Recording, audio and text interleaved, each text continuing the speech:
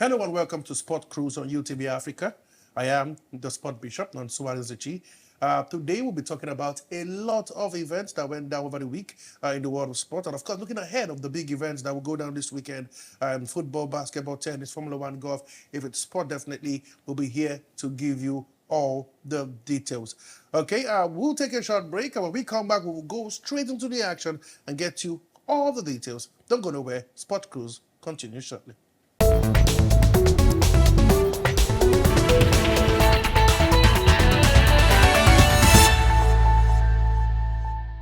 Hello and welcome back to the show. It's still Sport Cruise on UTV Africa. I am the Sport Bishop, Nonsuarizichi. I'm not alone in the studio.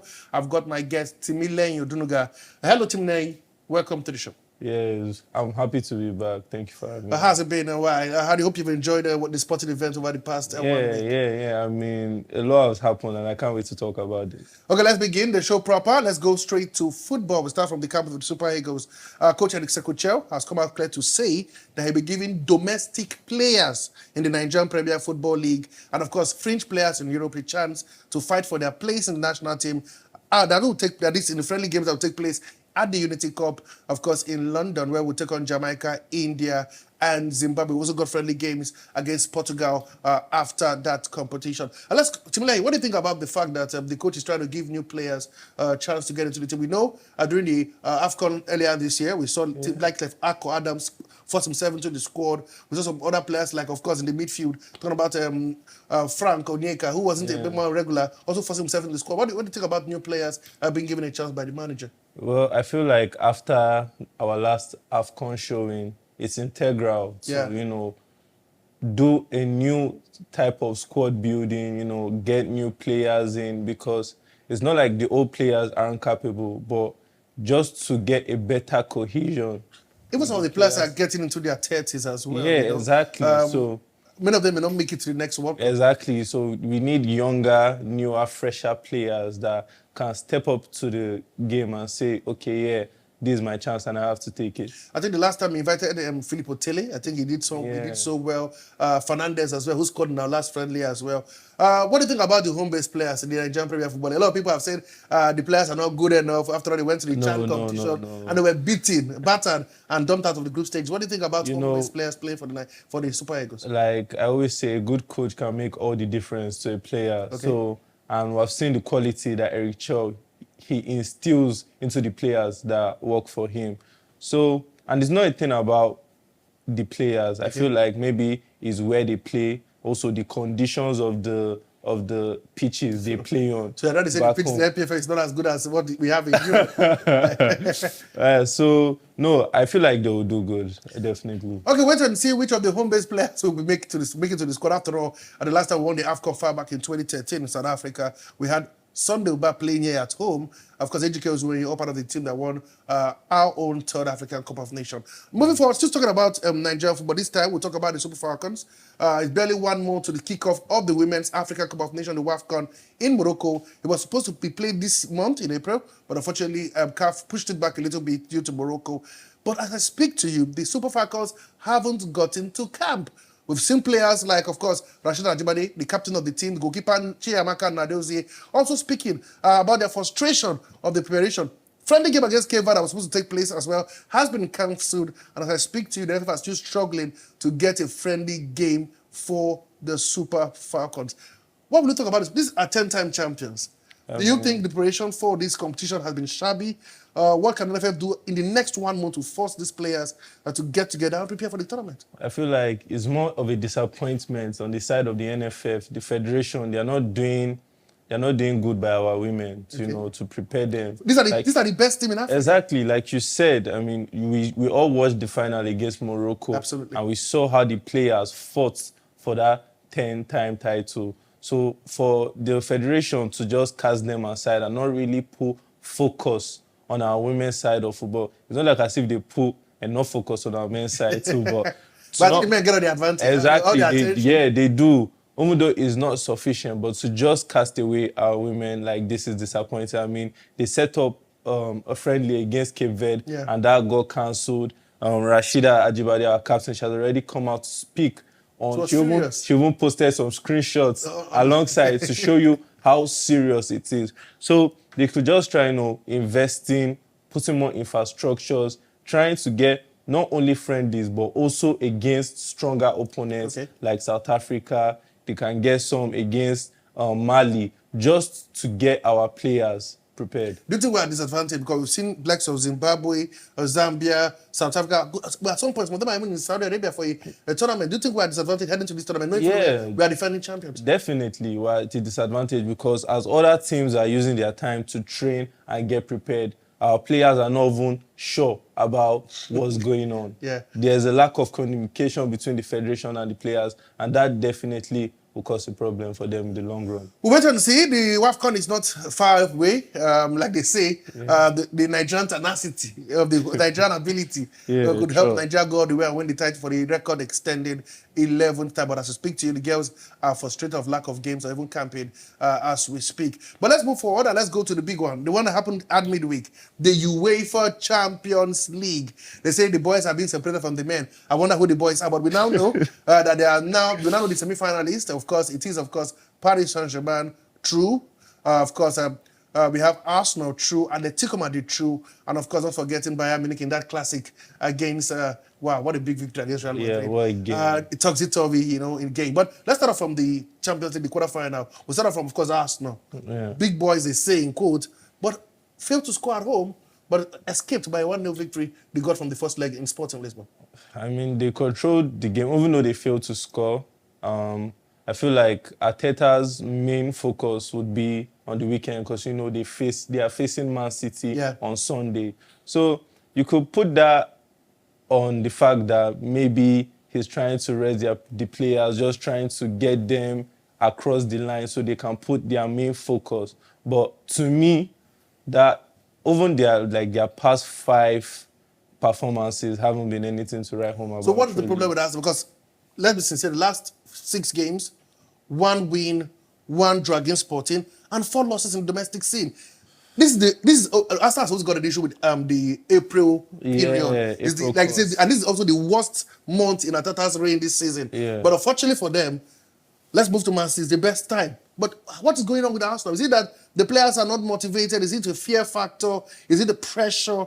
What's going on? Yes, they're to the semi-final, but they look a shot of the team that started the season. Well, I feel like mentality. Okay. Mentality plays a long role. So you think there's a cloud over this Arsenal team? Not only the players, but also on the coach. He's not really experienced when it comes to these type of things, or the experience he has, he didn't really get much from Pep's playbook. Maybe Pep didn't tell him everything he knows because you can't, for 4 years running, be okay with your position when it comes to the ending of the season. There has to be a click that, okay, how bad do we want this? And you can see that even in the players, there's no real outlier that, okay, this player is the one that was going to drag them across the finish line. There's no player that I can look at in that squad and be like, okay, this is the person that is going to do it, whether it be their Captain Odegaard or Declan Rice or even David Raya. Exactly. So there's just no world beater in that team that can be like, okay, other teams, like now, you see in Man City, they have Rodri. They have somebody that they can look to in times of hardship and be like, okay, this person is going to try his best to make sure the team comes together to achieve this goal. But when you look at them, there's really no figure like that in their team. The first Atletico Madrid, a team who got past Barcelona over 2-leg, 2-1 ended at the Metropolitano. Barcelona are crying blue blood. They laid a complaint that after the first leg, it was thrown into the dustbin by UEFA, and they've done so again, calling out the referee for poor officiating. You watched that game. What do you think about officiating? Well, to be frank, Barcelona don't really have any complaint. They shouldn't have any complaint because you can also say they had some fouls and some decisions going in their favor, like that Joan Garcia's handball. Absolutely. Exactly. You can't say that he was inside his box. It was outside the box, but the ref and the VAR, they checked it and they allowed it to go through.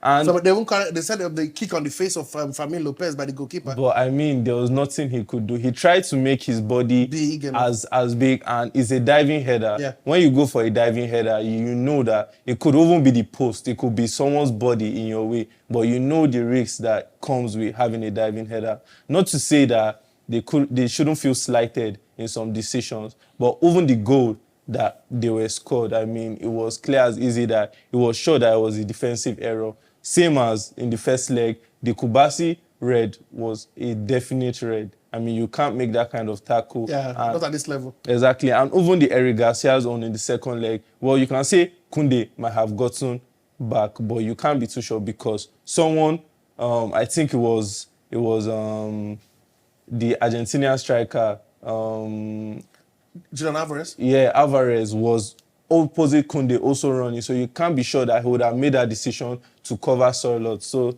it's one of those things. Let's move a bit further. Barcelona's highlight, been a problem all season. Yeah. A lot of people say the coach is stubborn. Some say he's frantic, but it looks to have cost them a lot this season. Now out of the Champions League stage. From last season, but that's what comes with the play style. Is a high risk, high reward type of football. The same thing we talk about when teams like try to play from the back as well. Yeah, it just comes because the same thing they complain about in the UCL is the same thing that's helping them in La Liga, because most La Liga teams can't bear that high, frantic football pace. So it's what it is. Yeah, it's disappointing, but also you have to understand that Flick doesn't really have the players that he might want because of their financial restrictions. That also plays a part. Absolutely. And I'm looking at moving forward, Arsenal, Atletico Madrid. Is any hope for Arsenal heading to that encounter? Do you think Atletico Madrid have got the edge heading to the semi-final encounter? No, I don't think Atletico does. I mean, you can say what you want about Arsenal, but you can't say they don't have a good team. Okay. But it's more on them and the players to prove why they belong in the final more than anything. Okay. We'll see how things pan out. There are other friendly games also played as well. The game where we saw Bayern Munich, it was a 7-goal thriller. Make it 8, 5-3, it ended. Let's go there by my colleagues. A lot of people say he's the best winger in the world, even better than Yamik Lamal. I don't know where you are in that argument. But let's go about the game proper. What a game by Bayern Munich. Yeah, what a game. They looked like they were down on 2 late goals in the 88 and 90 plus 5 minutes. And the rest is history. Madrid dumped out for the second quarterfinals in a row. They lost to Arsenal last season and again dumped out by Bayern Munich this season. How good is this Bayern Munich team under Vincent Kompany? I mean, defensively, they can be gotten at, that's for sure.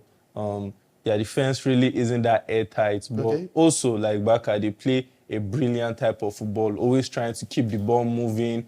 You could see in that match, Harry Kane dropping back to assist the midfield in, just rotating the ball. So it was brilliant. I mean, Neuer, he made a mistake, a very, very horrible mistake, but it's one of those things that, it comes with his role as a sweeper keeper. Absolutely. He's always trying to be outside the box to also help his team. Real Madrid side, I feel like Vini could have done a lot more in that game instead of nagging and complaining. But I think Vini, do you think he had a complaint? A lot of people were saying the referee was a bit, shabby, drabby. He had a poor game. Do you agree with that school of thought as well? Because again, the red card considered by Real Madrid looks a bit of a 50-50 challenge. Yeah, it was. I feel it wasn't more about the challenge, but more about the fact of when he did the challenge, he also got the ball and didn't release it. Like Kimmich was trying to get the ball and he was walking back with it. So that challenge plus that stalling of time, to get back could have accounted for a yellow card, another yellow card, because I've seen it given in less on other games. I mean, a player can literally just tap the ball away and get a yellow card. So it's just one of those things. I don't think they really have a point in that argument. And let's go to PSG. What a total destruction. 2-0 in the first leg at the Parc des Princes, 2-0 at the Anfield. Usman Dembele with the 2 goals at Anfield. How immaculate is this team? They were champions last time, and now they got to the semi-final under Luis Enrique. How immaculate is this Paris Saint-Germain team? I mean, they have the players, that's for sure. And Enrique has instilled a level of So you think Enrique takes them to a different level? But these were the team that were like the great on the field when they had the likes of Lionel Messi, the Zlatan Ibrahimovic, the Cavani's, the Neymar. Exactly. They did not even do this. They couldn't. And even though they got to the finals, I think in 2020, they were beaten by Bayern. Yeah, they lacked that, and now that's what we're going to see in a few weeks. So I genuinely can't wait for that fixtures of legs. But it's one of those things. I mean, Enrique, we have always known that he's a very good coach and he works well when the team gives him what he wants. I can see that the PSG board, they believe in his goals and there's something that they are building together that is very good to see. Okay, guys, we will take a little break, a short break. Come on, don't go nowhere. We'll be back. Sports Cruise continues in a moment. I'll be right back.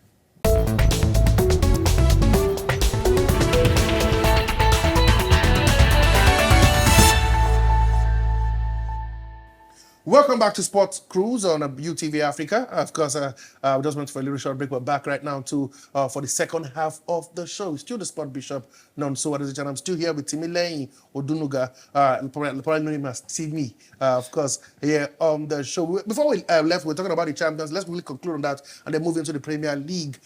Timmy, let's talk about Liverpool. We can't talk about without Liverpool. Definitely. Was it PSG that was too good, or was Liverpool too bad? We had the coach speak after the game, and they were all talking about next season. We want to be here next season, not talk about even what's happening, what happened at Anfield. How bad or how good was PSG for you? It's clear that Liverpool, they are written this season off. Okay. They are just trying to get into Champions League spots, and even in the league, they haven't really been that good, and also in the local cup competitions. But I mean, because they lost after the international break. They lost 4-0 to Man City. Absolutely. And then I really don't know. A 3-4 from the I really don't know what's going on, because if apart from their early departure last season in the Champions League against PSG too, last season they were really good. Even games that you would think they would have lost, they came back and they won them. So looking at this season and also the kind of freak injuries they have gotten with Frimpong and now this Achilles tear of Ekitike. It's just sad, and I really don't know what's going on, but hopefully next season they can get their act together. Put you on the spot. Sack Ancelotti or keep him? No, they should keep him. They should try, because I feel like there's a lack of coaches that can really fit, that will maybe apart from Nagelsmann, that could really use the players that they have right now without a rebuild and make something. And besides, the season is about to end, so maybe after the season they should weigh the pros and cons of keeping him. But the season is about to end, so they should just let him see it. Okay, Timileyin believes that he should be given another chance. I don't know how long can you suffer defeat at the hands of your neighbors come on. By the way, it is what it is. Now let's move to the Premier League, the most exciting league in the world, they say. And of course, let's talk about what's going to go down this weekend, as well as what went down last weekend. For those who didn't know, Arsenal were beaten 2-1 by Bournemouth at the weekend. For Man City, they went to Chelsea at Anfield and they scored 1, 2, 3, put Chelsea to the sword, annihilated them, and they move on. Also, for Spurs, they were, of course, beaten by Sunderland at the Stadium of Light by a 0-0, and of course, which sends them to the relegation zone. Come on, what would it be if Spurs have been relegated come the end of the season? It would be something unimaginable, but it is football. Like they say, anything can happen. Let's talk about the Premier League. Arsenal, 6 points behind, clear of Man City, but Man City are going to game in hand, and they meet at the Etihad Stadium this weekend. What do you think is going on? We listened to at Vanguard, Mikel Arteta before the game with the Champions, and he was saying his emotion, he feels fire. We didn't see that fire in their goalless draw against Sporting. Are they under pressure? And what can they do to get something from the Etihad Stadium this weekend? They have to do a lot. All the players, that's from the goalkeeper to their striker, Gyökeres, they have to be locked This team is not scoring goals. And even without them scoring goals, it's the Etihad. And we know for the past 10 years, if you look at the matches that have gone on in that stadium for Arsenal, there's nothing to write home about. The record doesn't smile. It doesn't even smile in their favour. And then again, you could see how locked in the Man City players are with the match. You can see how Haaland, Cherki, Semenyo, Doku, Rodri, all of them, the whole feeling of the club, they seem to feel like Arsenal is weak and the title is there for the taking. So that confidence can give them a bolster. So it's for Arsenal to, prove that, okay, we're on top for a reason and come through. But I see Man City winning that game. I can't even. How good is Pep Guardiola and his guys? They're having fun, you know? Yeah. Since that Carabao Cup victory against Arsenal, they seem to be like a team rebirth. Yeah, a team exactly. rejuvenated. Because that win was integral to the belief of not only the players but the fans. Okay. And when your fan base, they are behind you, you feel like world conquerors, like you can do anything. So, and again, on the other side, Arsenal fans are beginning to feel the pressure. Yeah. They are not really as loud and they are not really as confident like they were at the beginning of the as season. before, because they know that if Man City can beat them on Sunday, Burnley might not even be a problem. They might even win that Burnley game like by 6 if they are not careful. So it's a really scary period for Arsenal fans. I'm sure most of them, they won't even believe they can take a win, maybe a draw. But it's one of those things. Now, quickly, let's look at the because let's look at Tottenham Hotspur. Yeah. What's going on with Spurs? Different managers signed. Igo Thiago, Igo Tudor, I beg your pardon. Now they've got a man in Roberto De Zerbi. Can he save them? They lost last weekend. They have a game this weekend. Can he save them? If that Sunderland game is anything to go by, then I'm sorry, but no, because I had to watch that game to see how. But that was an improvement. Yeah, of how Roberto De Zerbi will go, but yeah. I feel like the amount of injuries they had from the beginning of this season to even now at the ending stages, plus now they have lost their best player in Romero. It's looking very unlikely. I can't even see it. I can't even see them. But you know, they are a big team, and is also their fans. Their fans have to be with them all the step of the way, because it's not going to get any easier. And most of the teams they are facing before the league ends are in contention for European spots. Let's move quickly because of time. Man United in 60 seconds. What's going on? 24 days rest, beaten at home by struggling Leeds United. Is it just a purple patch or something that Man United fans should get used to right now, that the holiday period with Michael Carrick is over, or just a purple patch? No, it's just a purple patch. The players and the coach, they'll be looking to rectify their mistakes, because against Leeds, you could see that they had a lot of good chances, but there was not just cohesion in their defense and in their moving forward. So they are going to Stamford Bridge next, I believe. That's a very hard game for them also, because this team that is struggling and that bare beating. Yeah, but they don't win in Stamford Bridge. I know sometimes that mentality alone can put you at a disadvantage. But they'll be looking to, get the 3 points there. Okay, full result fixtures to look out for this weekend. You have Tottenham Hotspur, Brighton, Chelsea, Manchester United, Nottingham Forest, Burnley, Aston Villa will play Sunderland. It is Everton versus Liverpool. Manchester City will take on Arsenal at the Etihad. Crystal Palace will then play West Ham United. Those are the games to look forward to this weekend. The top tier football. Of course, don't forget where there were games played yesterday in the Nigerian Women Football League. For those who love the NWFL Premiership, these are the results that went down yesterday. We saw in Lagos, Robo Queens beat Abia Angels by 2-0.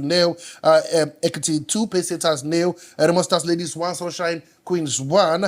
Rivers Angels played a goalless draw with Bielsa Queens. Edo Queens defeated Nigeria Test of the FCT by 2-0. Conference Queens lost 1-0 to Danas Ladies. Oshun beat National Amazons by a goal to 0. White Delta Queens, of course, beat Ahudiam by 2-0. This how the table looks like at the moment. For those who want to know how the NWFL looks like at the moment, we know that in Group A, Bielsa, Rivers, Edo Queens are the teams to make it to the Super 6 at the top 3 of that table. Why FC Robo, National Amazons, and the Monsters are on top at the moment. Abia Angels are still knocking at the door to find out the top 3 teams that will make it from Group B for the Super 6 that will take place later this season as well. The MPFL will continue this weekend as well. For those fans of the Nigerian Premier Football League as well. Let's quickly let you know, for those who are following the MPFL, this is what to look forward to. We know that National Amazons will play Warri Wolves, Enugu Rangers will take on Eyimba, Plateau United will take on Kun Khalifat. It is Kano Plus versus Rivers United. Academy Warriors will play Shooting Stars. Abia Warriors versus Ikorodu City. Remo Stars who host Niger Tornadoes on Sunday. Katsina United will play Bielsa United. And of course, Kwara United will take on Barao FC. Now we go to boxing quickly. Tyson Fury got his win against Magomedov. 3 judges, unanimous decision. And he pointed straight to, of course, Anthony Joshua. He wants to fight, and Joshua's replied him, I've wanted this fight for over 10 years. You haven't. I'll fight you on my terms. Are we sure we're going to get this fight in 2026? It's a bit of a tricky situation. Okay. And is mainly tricky because of how Anthony Joshua can navigate, again, the tragic But loss. you know, a lot of people are saying that they are meeting at the wrong time, not at their Yeah. peak. When both of them were heavyweight champions, that would have been the biggest fight Exactly. in boxing. But right now, both are. Anthony Joshua exactly. is 36. Yeah. Tyson, I think, That's 37. 37 as well. 1 year older. So I don't really see, but you know, they are the ones that can get the ticket selling. They are the two names that can get the ticket selling, even though Dubois and Usyk are at the primes of their career right now. It's just what it is. I feel Anthony should try and get a preparation fight before he should make that decision of fighting Tyson, because, you know, Tyson is in form right now. He's the one that has the more advantage going in, right, as the stakes are now. But nothing has been confirmed, nothing has been sealed. So We'll wait and see. By the way, we hear that Etihad is saying that the fight will not happen in Dublin, Ireland. But he's sure that the negotiations are ongoing. Let's wait and see if it's going to happen in 2026. We have to wait again until 2027. Quickly, let's let you know as well in athletics that Nigeria have qualified for the World Relay Championship that will take place in Botswana. Nigeria qualified for the 4x100 meters, 4x400 meters, and mixed as well, 4x400 meters. Nigeria will be racing in those races for both the male and female category. And hopefully, we'll wait and see how well they can pan out. Also, we now have the host for the Africa Athletics Senior Championship. It's confirmed that Ghana would host that championship that will take place later next month. Hopefully, we'll get to see Nigeria perform, and our best players like the likes of Boro Dudu and, of course, Toby Amuson participate in that championship. So we'll keep our fingers crossed and get you up to speed with what's going on as well in that championship. Kudos as well to Haruna Quadri's son. Yes, he's in the news for the right reason. He won. He participated in the junior level events of the championship far away here. That is International Junior Championship, and the boy won both silver and bronze medal at the under 13 and under 15 level. What a boy, taking over the reign of his father. He's coached by his mother as well, who was formerly a table tennis player as well for Nigeria in that encounter. We'll just see how things pan out. Of course, good news for Nigeria at the ongoing Africa Volleyball Club Championship far away in Togo. We know that Nigerian Customs are unbeaten so far in the competition after 3 matches. They defeated KCC of Uganda 3-1, VNA of DR Congo 3-1 as well, and of course Los Angeles de Congo by 3-0. But unfortunately for the Vipers of Nigeria, they lost their first game to Lito Volleyball Club by 1-3. Hoping, let's see what happens as they are facing early exit from that competition. Of course, Timileyin, how time flies. The quickest, like they say, 30 minutes in sports entertainment. When you're talking sports, it's very quickly these things happen. But of course, before I let you go, I'll put you on the spot. Man City takes on Arsenal. What will be the exact scoreline at the Etihad Stadium? I would say 3-2 Man City, 1-2 Arsenal. Wow, that means Arsenal's title race could be blown away over this weekend. And of course, Chelsea, Manchester United at the Stamford Bridge. That's I'm trying to give Chelsea benefit of the doubt just because of how poor they are. My United record is at Stamford Bridge. I would say 2-1 to Man U. 2-1 to Man U. Wow. Timileyin, hold your thoughts, hold your breath, everyone. Hopefully, when we're back here for next weekend episode, I'll remind you of this call line, okay? But I'd love to say thank you very much, Timileyin, for being part of the show. Thank you for all those who watch the show, of course. Don't forget the show is every weekday, Sport Cruise here on UTV Africa. Okay, like I love to say, please keep talking sport, keep living sport. Sport is life. I remain your one and only, your sport bishop, none so that you have a wonderful weekend. Enjoy the best of sport. We're back for another edition of Sport Cruise. Bye for now, and have a wonderful weekend.